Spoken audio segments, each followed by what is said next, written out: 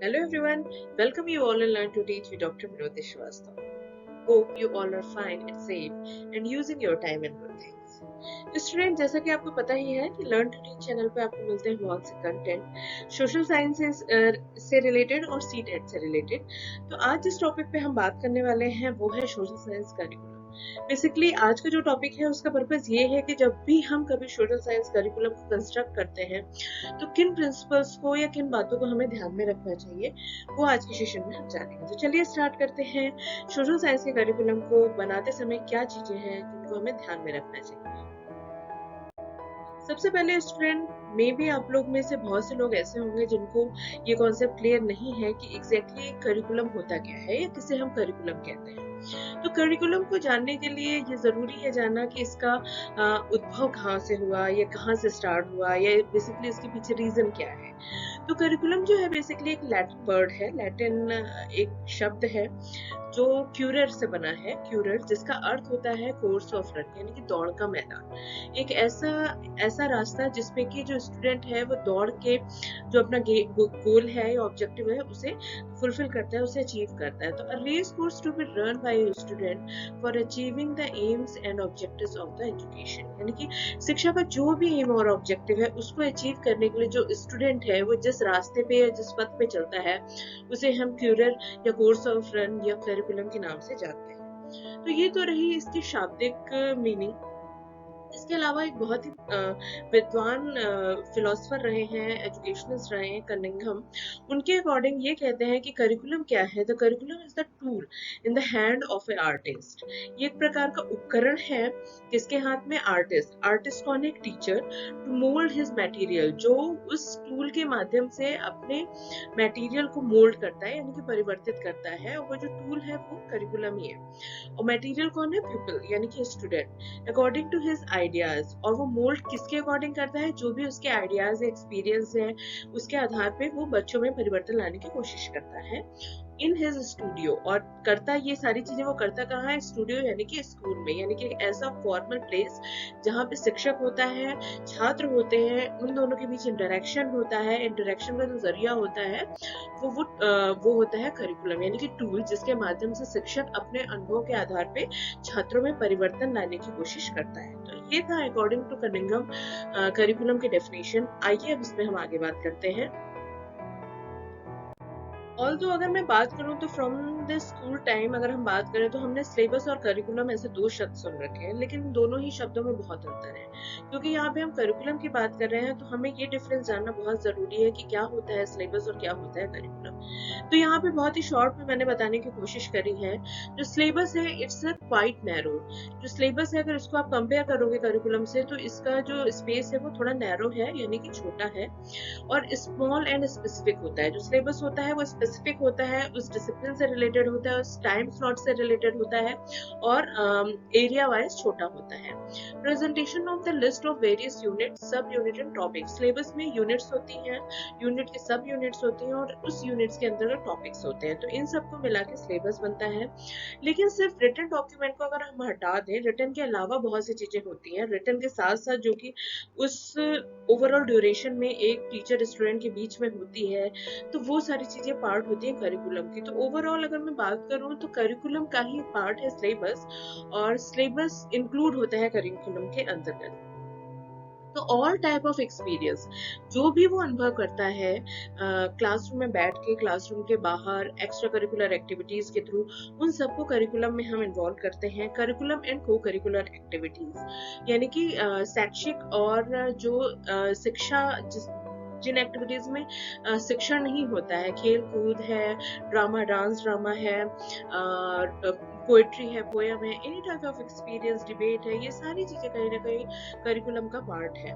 Not only classroom teaching, again इसमें सिर्फ बच्चा जो है वो कक्षा में बैठ के ही नहीं सीखता है, कक्षा के बाहर भी वो स्कूल एनवायरनमेंट में या फिर घर के एनवायरनमेंट में या अपने प्ले ग्राउंड में जहाँ पे वो अपने दोस्तों यारों से मिलता है वहां पर भी चीजों को सीख सकता है।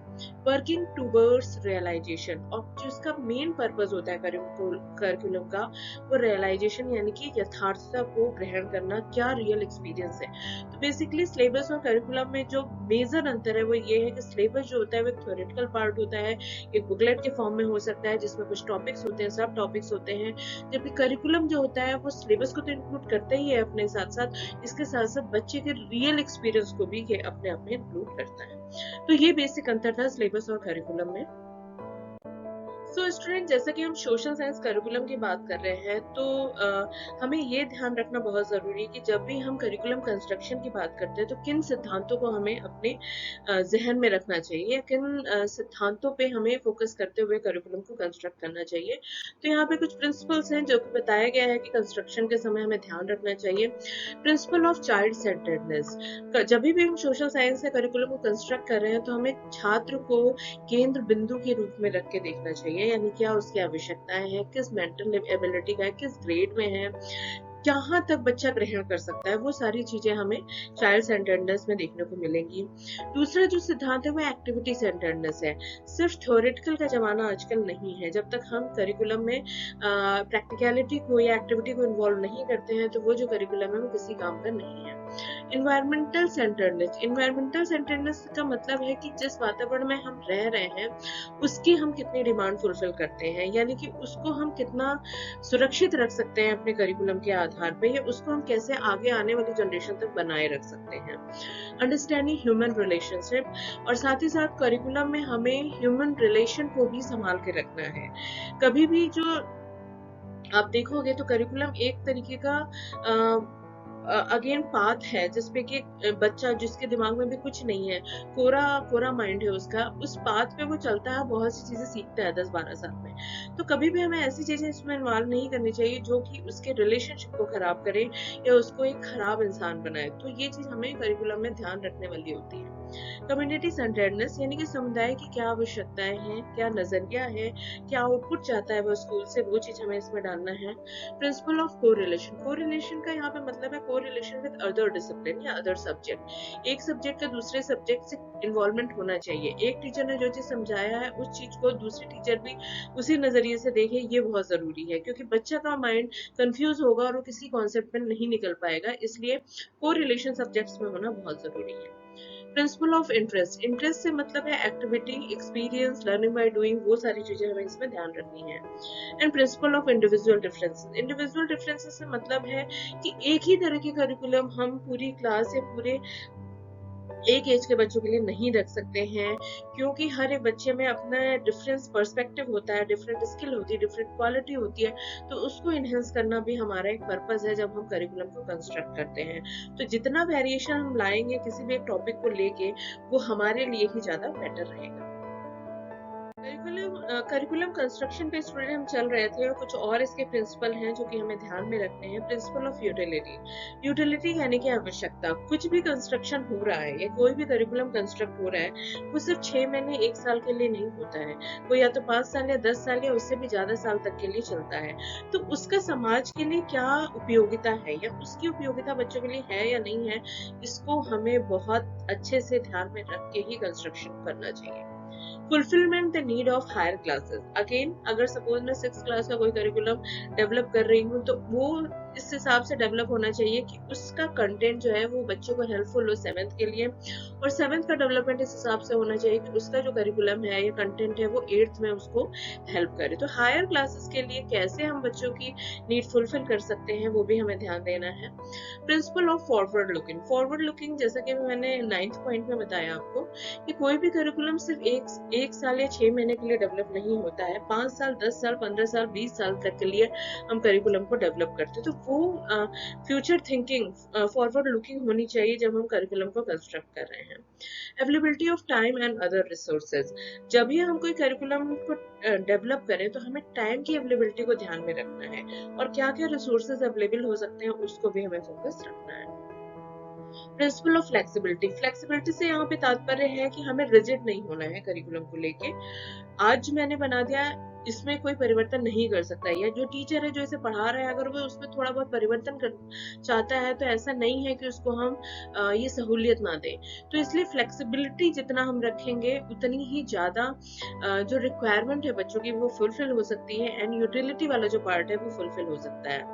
And consultation with teacher, again जब भी कोई करिकुलम को डेवलप किया जाता है उसको पेपर फॉर्मेट में या फिर आगे के लिए फॉरवर्ड किया जाता है, तो जो टीचर्स हैं यानी कि जो रियल सिचुएशन में बच्चों को पढ़ा रहे हैं, जो बच्चों को हैंडल कर रहे हैं, उनसे कंसल्टेशन लेना बहुत जरूरी है, क्योंकि वही सही एक तरीके से आपको गाइड कर सकते हैं कि ये करिकुलम किस हद तक आगे आने वाले समय की जो आवश्यकताएं हैं उसमें फुलफिल हो सकता है।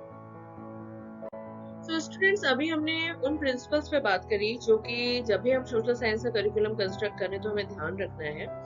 तो इसी के आगे मद्देनजर रखते हुए अगर हम बात कर रहे हैं तो रैल्फ टेलर थे जिन्होंने 1969 में अपनी उनकी एक पब्लिकेशन थी जिसका नाम था basic principles of curriculum and instruction. इन्होंने कुछ ऐसी चीजें बताई थी जिसके जरिए, कुछ बेसिक चीजें ही बताई थी, 4 चीजें इन्होंने बताई थी जो कि हमें ध्यान में रखना चाहिए जब हम सोशल साइंस के करिकुलम को डेवलप कर रहे हैं। तो 4 स्टेप इनके अकॉर्डिंग थे। डिफाइनिंग द पर्पस, अपने ऑब्जेक्टिव को हमें as a teacher, as a constructor ध्यान में रखना चाहिए।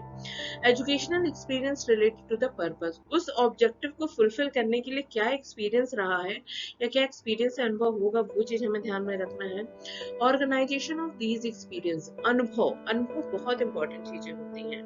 एक्सपीरियंस को संगठित करना, क्या चीजें कहाँ पे लगानी है, किस ग्रेड में देनी है, किस सब्जेक्ट में देनी है और क्यों ये चीजें जरूरी है, वो सारी चीजें हमें ऑर्गेनाइजेशन ऑफ दीज एक्सपीरियंस से पता चलेंगी। And evaluation of the purpose, ultimately जब हमने सारी चीजों को ऑर्गेनाइज कर दिया तो फिर हमें इवेल्युएट करना है कि अकॉर्डिंग टू प्रेजेंट सिनेरियो और जो कंडीशन है क्या उसके अकॉर्डिंग हमने सही करिकुलम को कंस्ट्रक्ट किया है या नहीं। टेलर ने ही जैसे कि अभी 4 पर्सपेक्टिव पे बात की, इन्हीं 4 को अगर हम शेप फॉर्म में देखें तो एक ट्रायंगल शेप हमारे सामने निकल के आती है जिसमें हमें 3 चीजों को ध्यान में रखना है। Teaching objective, learning experience and evaluation of that objective. तो बेसिकली हमें इन 3 चीजों पे फोकस करना है जब हम करिकुलम को कंस्ट्रक्ट करते हैं। टेलर के द्वारा बताए गए जो 4 स्टेप्स थे उसके अकॉर्डिंग जब हमने एक ट्रायंगल शेप बना ली है करिकुलम कंस्ट्रक्शन की, तो उस ट्रायंगल शेप के आधार पे कुछ चीजें हैं जो कि निकल के आती हैं। ये कहता है कि फॉर्मेशन ऑफ ऑब्जेक्टिव, अगेन आप अपने ऑब्जेक्टिव को क्लियर करो, बट ये चीज पहले से डिसाइड कर लो कि किन ऑब्जेक्टिव को लेके जो आपका करिकुलम है वो बनाया जा रहा है। Selection of the content and learning experience, after selection of objectives हमें content डालना है, content के साथ include करना हमें learning experience। Organization of the selected learning experience and content, जब हमारा content decide हुआ then हम उसको organize करते हैं, टफेस्ट से इजी से टफेस्ट की तरफ जाते हैं, स्मॉल से बिगर की तरफ जाते हैं। तो ये चीजें हमें वाइजली इस पे काम करना है। Providing guideline for the implementation of the curriculum, एक जो करिकुलम जो हमने कंस्ट्रक्ट किया है इसको इम्प्लीमेंट कैसे करना है इसकी गाइडलाइन भी निश्चित करनी है। अगर मैं बात करूं तो आज की डेट में national curriculum framework is also a guideline जो कि हर लेवल पे अपर प्राइमरी, सेकेंडरी और हायर सेकेंडरी लेवल पे एक फ्रेमवर्क तैयार करती है कि जो करिकुलम है उसमें क्या क्या चीजें होनी चाहिए। तो वो फ्रेमवर्क, उसका इम्प्लीमेंटेशन कैसे होगा, क्या गाइडलाइन होनी चाहिए, वो भी हमें डिसाइड करना है। And suggestive method and techniques for the evaluation, इस ओवरऑल जो करिकुलम को हमने बनाया है उसके इवैल्यूएशन की क्या टेक्निक्स हो सकती हैं, क्या मेथड हो सकता है, उसको भी हमें सजेस्ट करना है। तो इसके जरिए हम कहीं ना कहीं एक बेहतर करिकुलम को कंस्ट्रक्ट कर सकते हैं। और अगर मैं बात करूँ स्टूडेंट, तो सोशल साइंस हो या कोई भी सब्जेक्ट हो, हमारी लाइफ में हमें ये अपॉर्चुनिटी मिलती है कभी ना कभी कि हम करिकुलम को कंस्ट्रक्ट करें। तो this is the basic question behind social studies जो कि हमें जानना बहुत जरूरी है being a social science teacher. तो आप भी इसको समझिएगा। अगर फिर भी आपको कोई कंफ्यूजन है तो आप मेरे से कमेंट बॉक्स में जाके पूछ सकते हैं। Keep liking my videos and sharing my videos. आप अपना ख्याल रखो, फैमिली वालों का ख्याल रखो। मिलते हैं हम अपनी नेक्स्ट वीडियो में। Till then take care and bye.